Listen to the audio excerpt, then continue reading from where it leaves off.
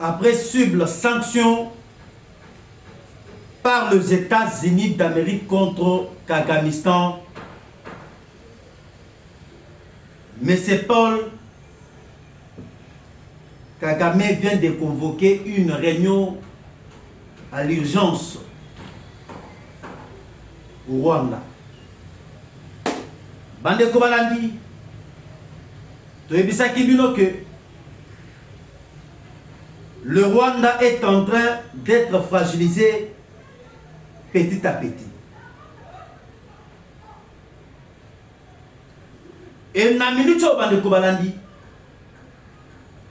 c'est grave. Ce qui voit tout ce qui se passe na Katia Rwanda. Mais c'est Paul Kagamistan vient de tuer son conseiller en matière de sécurité. Au moment où je vous parle, un conseiller de M. Paul Kagame retrouvé mort dans un hôtel après avoir interdit Paul Kagame de piétiner au sol américain un conseiller retrouvé mort. Et qu'est-ce qui se passe? Moté peuple congolais, moté nabayi nyosotu, bazui libaku, malamu ya kulanda biso ta chambre ya bino qui vous informe à temps réel, Olivier, les news télévision en partenariat avec KNU Télévision, va même Petrus Télévision. Bande Kobalandi, je pense que Tokolembate Yakoloba. Et Tokolembate pour défendre notre pays qui est la RDC. Nous y sommes toujours au four et au moulin pour travailler, pour sensibiliser, pour informer. Boye balonenge mboka ezali kotambola. Bande kolelo naye epai na bino avec 3 sujets à l'ordre du jour. Il y a une chose à ce qui concerne une réunion convoquée au Rwanda cet après-midi, après l'annonce à États-Unis. Et sur le deuxième point, Bandeko, Ebeba, Eyinda,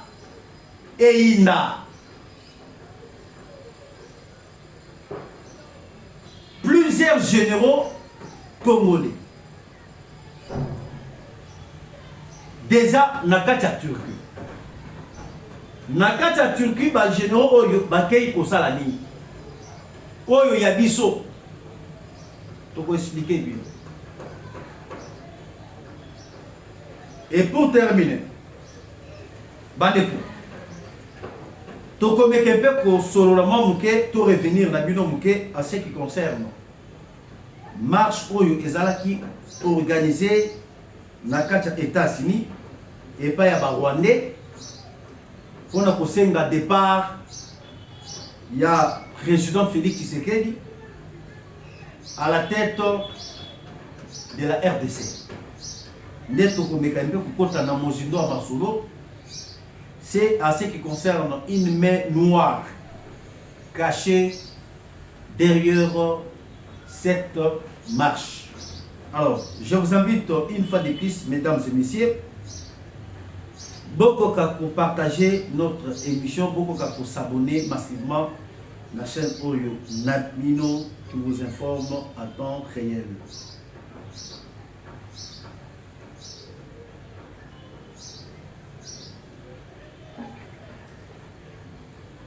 Alors, Bandeko, na minute ndenge tozali koyebisa bino, mais c'est Paul Kagamistan alembi et abattu. Après avoir pour interdire, Akokako kende aux États-Unis. auti ko convoquer réunion na mboka na ye.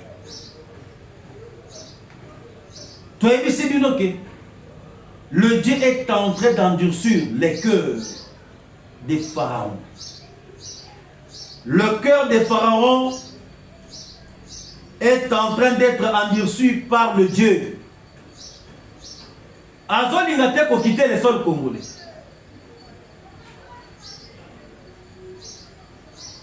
Avant qu'il y ait la réunion, Nakacha Wanda, Boyo Kabandeko. Bamekaki kokuta na lobby avec quelques conseillers. Oh, bazali ko entourer. Bako ko pese moi idée sur la situation sécuritaire, sur la pression diplomatique des États-Unis. Et lorsque Bakuta n'a pas conseillé, quelques conseillers, il y a plus proche. Bandeko. Conseiller Moko. Ameki ko pesa ye conseil. Akota na zidéo, na idéologie ya États-Unis. Kagame aboyi. Aboyi. Akati réunion. Oyo basalaki na ba conseiller na ye depuis lobby, depuis hier. Et lorsque akati réunion, mais on a été surpris ce matin. Un conseiller proche, il y a Paul Kagame, Oyo a pesaki conseil. Il y a kokota na idée, il y a États-Unis. Il y a ko retirer batunaye nakacha Goma, nakacha Bukavu. Trouvé mort, nakacha hôtel, nakacha Kigali.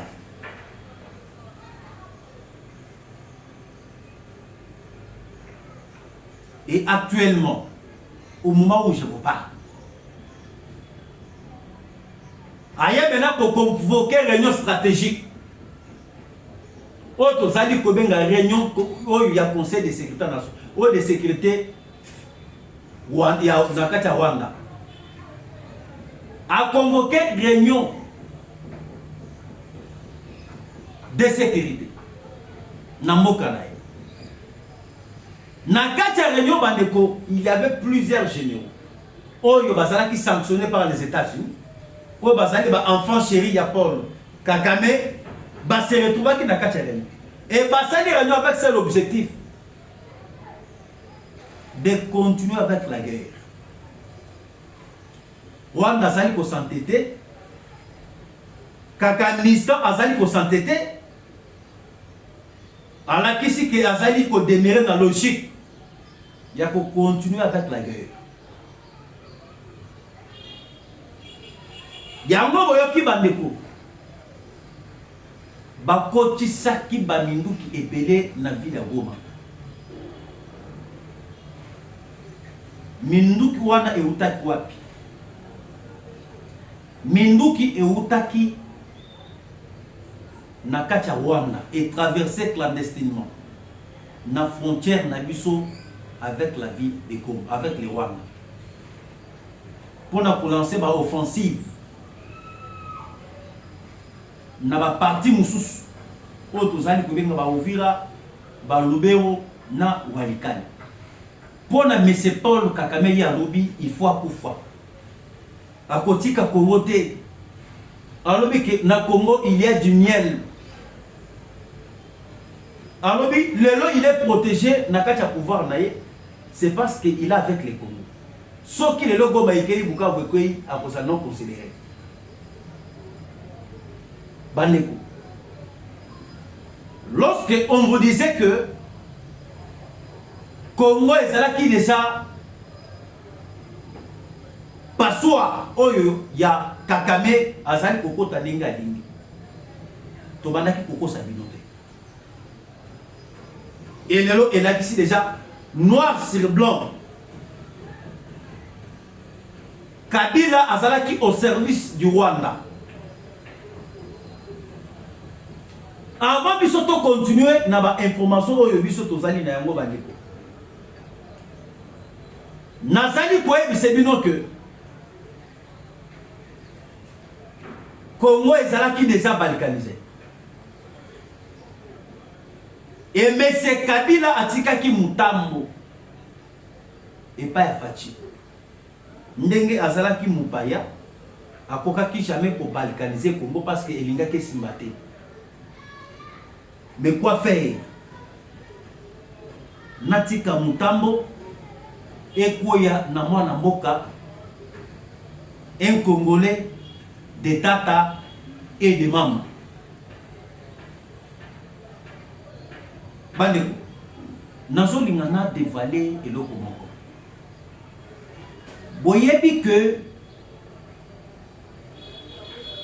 Goma, Bukavu, ezalaki déjà annexé na kati ya Rwanda. Goma et Bukavu ezalaki déjà annexé na kati ya Rwanda. Omoni mukolo tosala ba jeune moko basala ba marche na ville na ambassade ya Kenya. Bisika boyoka ke bake copier ambassade ya Kenya.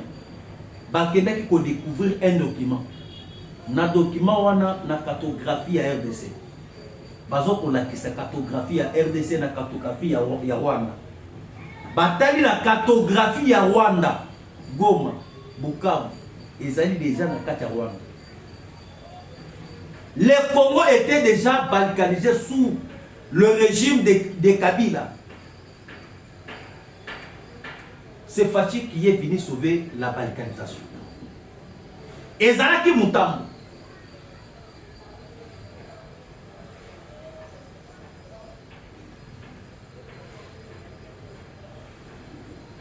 Et aujourd'hui, Nandenge Tozali Koebisabino. Lorsque Kagamistan a comprendre que Tshisekedi a eu pour déjouer les plans, a sali alliance avec les États-Unis, a proposé les États-Unis ba minerai stratégique, bisika oyo ba M23 ba mesana toujours ko vanda ko exploiter. Yango boyoki siko ye azo kolinga te, ye akomi kolinga toujours to ke na bitumba.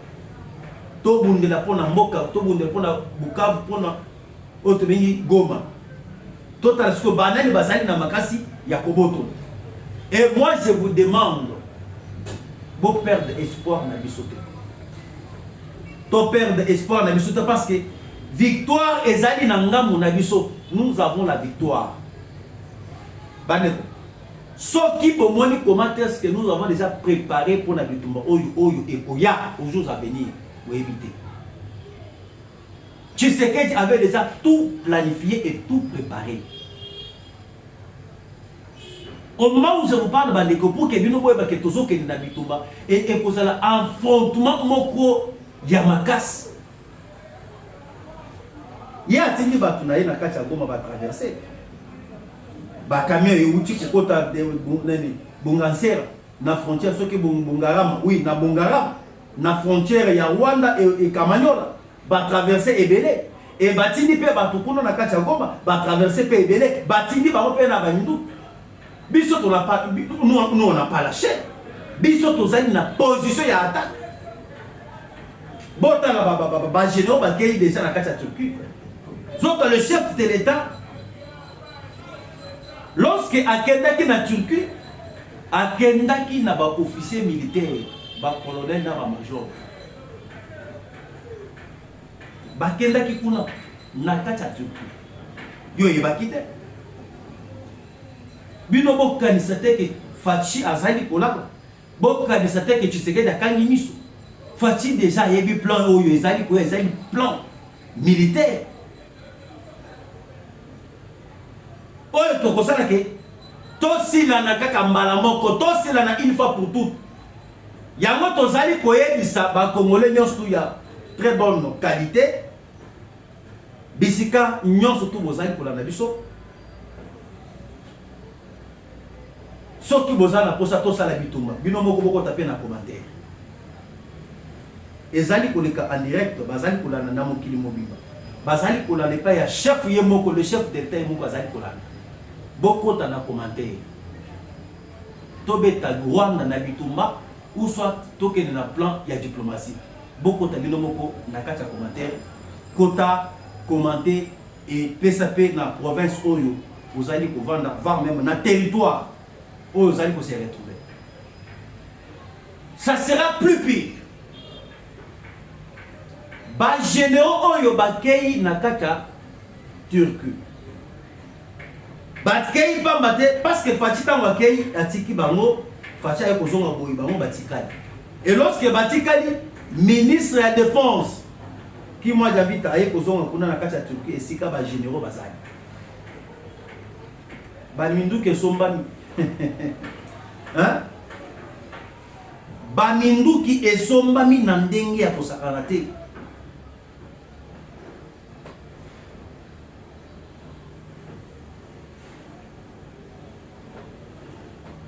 Minduki esombami na kati ya Turquie. Et ba généraux oyo na ba colonel oyo bino bozali komona. Bango bakei kuna pona ko étudier. Minduki oyo tosombi. Na minduki oyo euti na kati ya États-Unis. Pona ko appliquer sur le terrain.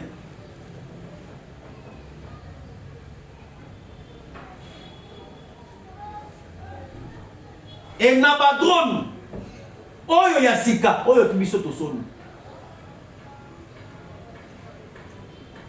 bako beta matu oyo je vous dis sans pitié, sans excuse.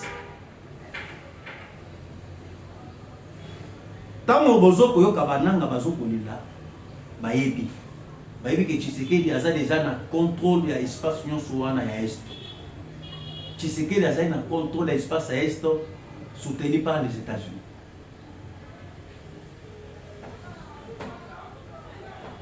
Et c'est Fachi Azala. Fachi Azala toujours président dans ces pays. Bandeko. Le nom de Rwanda comme il utilisé ba Rwandais oyo bazali ko vendre na kati ya États-Unis. Basa la marche aux États-Unis d'Amérique. Pour la kosenga départ, il y a président Félix Tshisekedi na pouvoir. Imaginez-vous. Kakame a commis na suka. Na minute on ndenge tozali ko yebisa bino. Kakame a commis na suka parce qu'à moins déjà que na minute on va lancer des attaques. Et attaques pour ça sans pitié, sans recul. Maintenant quoi faire? À quel point utiliser Barwani ou Bazali pour vendre dans la carte des États-Unis. Et bon, quand marche, tina ya marche ou Barwani Basala qui na carte des États-Unis. Et na quoi c'est une réponse. Oh il y a président, oh il y a pasteur. Spirituel il y a Donald Trump. Ndenga ici bango, ndenga recadrer bango.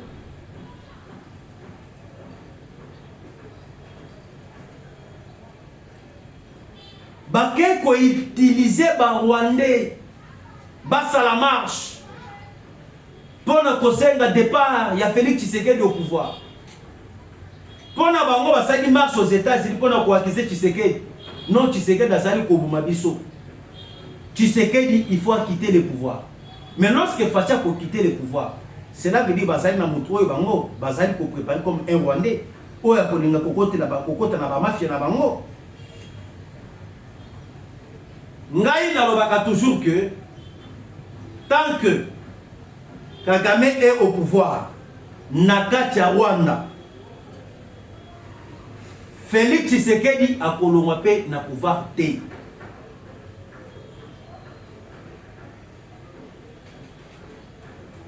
Yango ezali kolakisa que le président Félix Tshisekedi azali ko travailler pour na avantage ya ba Congolais. Yango ezali kolakisa que le président de la République azali ko travailler pour na RDC. Comment ça fait-il Félix Tshisekedi azali au pouvoir? Ba Rwandais bazali ko sala marche, ba senga départ ya Fachi na pouvoir na lolengeni. Un autre peuple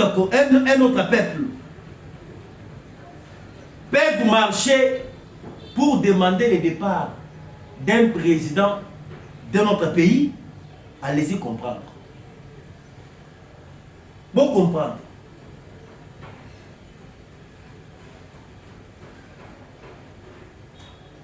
Peuple ya mboka mususu bazali ko marcher aux États-Unis pour na kosenga départ ya président ya Congo Brazzaville et ça les mawapi le lobo moni ba rwandais ba tambori na kati ya États-Unis pour na kosenga départ ya chef de l'État ba to ba soutenir bango zanani mettre na bango Paul Kakamistan oh bazo bo mabiso nous sommes mal vus et tout consort le lotango bango bazo ko lobake non banyamulenge ba komi mal vus banyamulenge ils ne sont pas mal vus au Congo le lot ozali na kati ya gouvernement nous avons Otobengi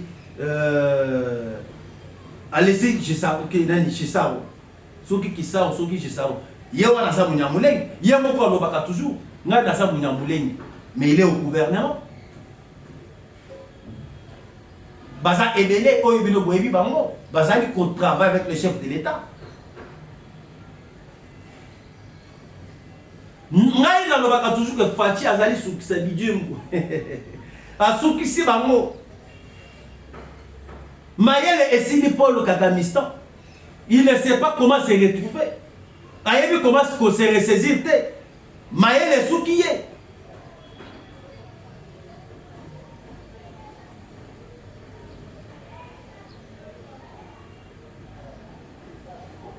et lorsque basali ba marche ya bango na kati ya États-Unis pour na kosenga départ ya Fachi muntu ali bosu oyo aye kozwa parole ya ko regarder bango ezali mais c'est pasteur Travis Johnson qui est Travis Johnson.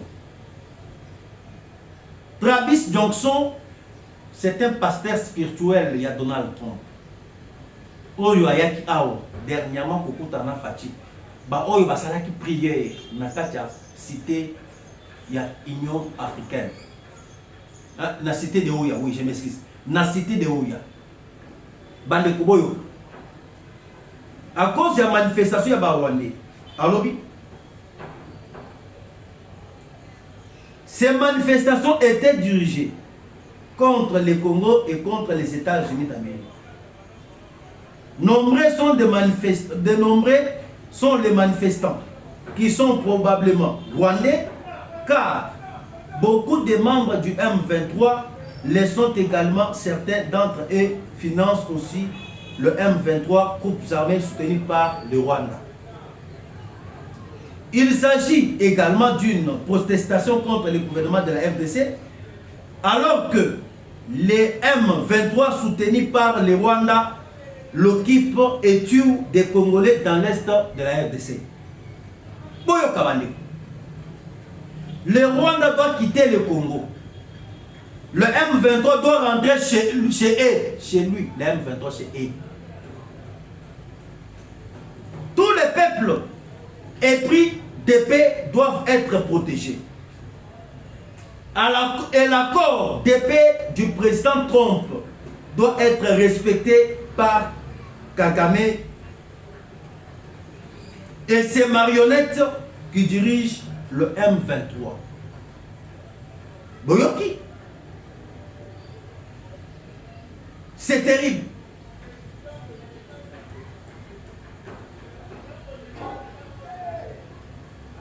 C'est terrible. Selon les pasteurs, Travis Johnson, le chef spirituel, il y a Donald Trump. Alobi, Batou Basali ba marche.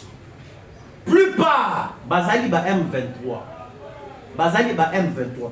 Et lorsque Bango Basali pour ça la marche, et marche wana ba batté que Bazo pour ça la marche wana contre les États-Unis, contre la RDC.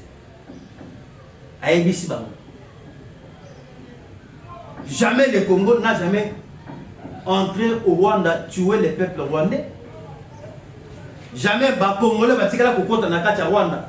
Koboma ba Rwandais, c'est plutôt bango ba Rwandais bango de basali kokota na kati ya Congo pour na ko massacrer ba Congolais.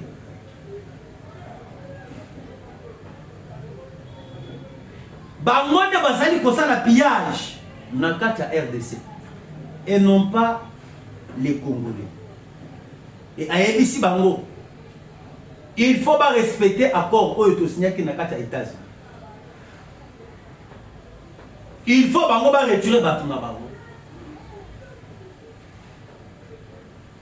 Ezali eloko mon côté et si mi Paul Kakamista na Kingo lokola accord eleki ezate. Au moins accord wana est bloqué. Si quoi les lois ont commis tout na sala règle. Et pourquoi na kenda ko signer accord? Il y a États-Unis d'Amérique.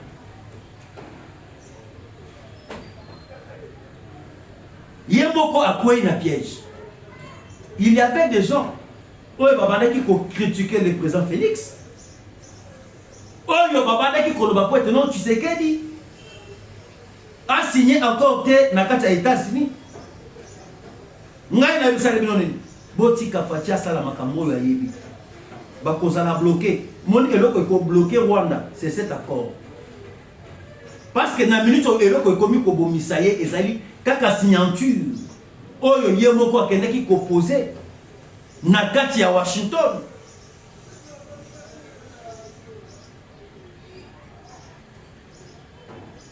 Talasko lelo ndenga komi akomi papa biyenga yenga. Il ne sait pas par où commencer.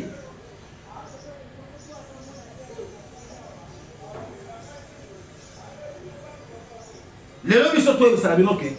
Akaba mati bakiti ba ke fachi azaka. Muntu kolongola Tshisekedi na ba marche oyo bango basali aux États-Unis azate. Muntu appelle ça Tshisekedi pouvoir, c'est le peuple.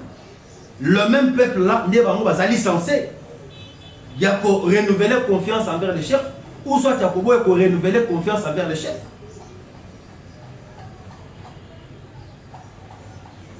Baké pour instrumentaliser, va te béler. Bah tu as union sacrée. Et belé va quoi? Et belé va quitter. Et belé, je vous dis, majorité, il y a union sacrée, va quoi na minute trop. N'a pas mon sous, va côté qui n'a des copains à Katanga. Je vous dis, Bazali continue à généraux, à Bazali Kouya en gros et en détail, va traître et belé au Batamaki, n'a des copains à déstabilisation à Grand Katanga.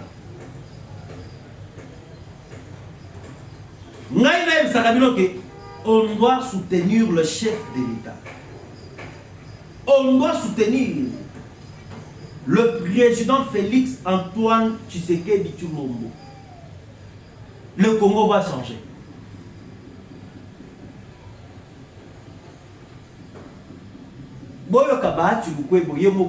Dernièrement que il faut changer de personne que plutôt la constitution de la RDC. Pour la le problème au Congo, ce n'est pas la constitution, mais le problème du Congo, c'est les hommes. Parce que le même a changé de sous-langage, a commis que non, malgré tout, dans l'ombre, le président Félix Tshisekedi reste mon chef. Fati a CDT dans le discours, il y a des politiciens. Les Bahati et les autres là, ce sont des gens. Oh, bazali collectionnateur, bazali na Fati na Boutou, bazali na Fati. Et puis surtout, et puis si bino bandeko, batu ebele bakomi ko se déchaîner. Vous voyez que ancien ministre, ancien premier ministre, Ilunga Ilunkam vient de faire une déclaration. Ilunga Ilunkam qui pour bloquer le chef de l'État. A démissionné à Longwe na bata pe perdre. A s'adhérer à l'union sacrée.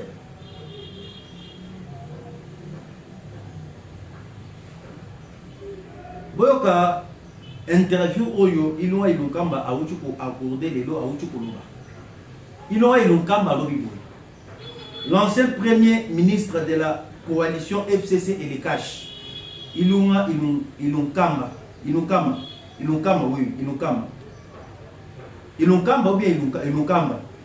tourne les dos à Kabila pour l'union sacrée. Le communiqué est attendu bientôt et j'ai été choisifié par cette famille politique des sanguinaires. l'ancien premier ministre Oyo Abanaki pour bloquer le chef de l'État. Il vient aussi à son tour d'échanger son langage et il prend la position de l'union sacrée de la nation. Nous avons toujours que l'union sacrée Oyo n'a pas perdu à s'adhérer. Oyo n'a pas perdu à s'adhérer. On doit faire beaucoup d'attention. Le chef de l'État doit ouvrir l'œil. Batouana bazali pouya, bazali na objectif caché. Objectif caché. Moi, je demande au chef de l'État de plutôt coalition avec les peuples que coaliser avec Batoyo, Bazala qui va miibi, Bazala qui va détourneur, Bazala qui va sanctionnaire, Bazala qui va boumi peuple. On va apporter et l'autre côté envers le chef. Imaginez-vous, Badeko. Kaka Batrazo, comme il y a un chef, un député national. Mais Azali n'a pas ses ports rwandais. Azali peut circuler librement dans la RDC. Mais Bahati Lukwebo, un partenaire, il y a chef de l'État au sein de l'Union sacrée. Et nous avons comprendre que le service il y a sécurité, il y a renseignement, il et Bahati Azali peut circuler libre. Sans toutefois qu'on interpelle Bahati Lukwebo.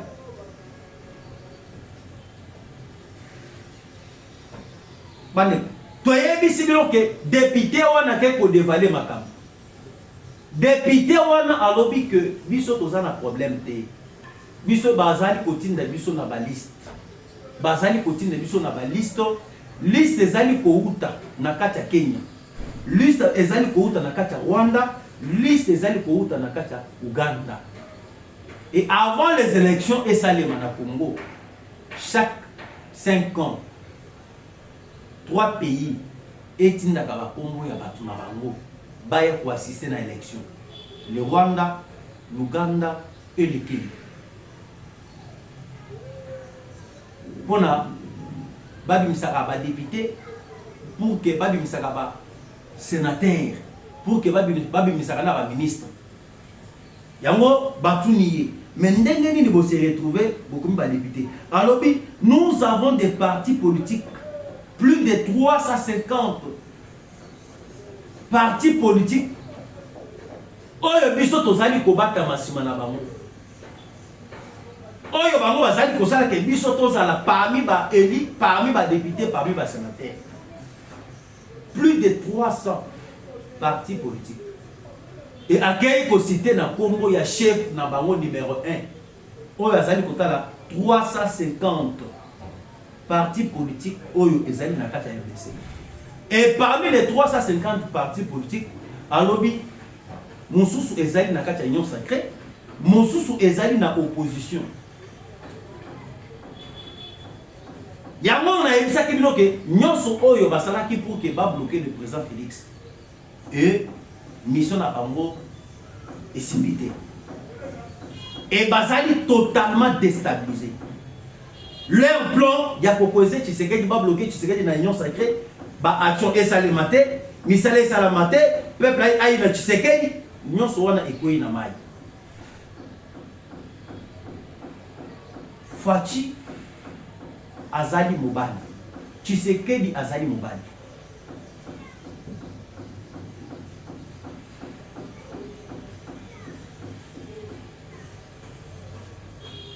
Alors, yango biso to sengi bino bandi balandi bozala toujours aux aguets, bozala toujours vigilant. Et je vais toujours profiter pour na kosenga et pas un chef de l'État.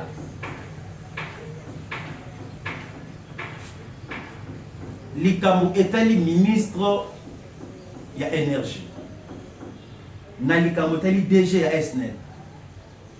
Bazo kunyoko la peuple. Molili est commis na Kinshasa partout. Molili ezali trop. Peuple bazo kosenga fachi talela bango likambo oyo ya courant. Le DG de la SNEL, c'est un incompétent. Et Sengeli a dégagé. Ba remplacer na bato oyo basali performant. il y a pour servir le peuple.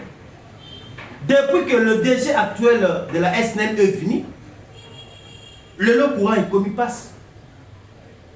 Pour que au la match, il faut que ne pouvant dans la. Imaginez-vous, toi tu peux être responsable que vous êtes, père d'une famille. Au lieu de match, nanda kuna yo na bana, mais aux autres qui ne match, les banda na babar. Et ce n'est pas tout le monde qui est habitué à pouvoir na babar. Nous sommes les ailes pour la incompétence notoire. Il y a directeur général, il y a SNL. Encore, ils ont mis Betato, le Kazali, moi, il y a IDPS. Moi, il y a IDPS, on va travailler, on va travailler. Alors, Bande Kobalandi, je pense que le message est recommandé à Tata Mkozamboka. Na Tondi, Makas, na Ndenge, Bopesi, Biso, confiance, qui a pour Biso. Je pense que pour aller l'autre souffle, à Wato, Kotanabino, la prochaine émission. Bye.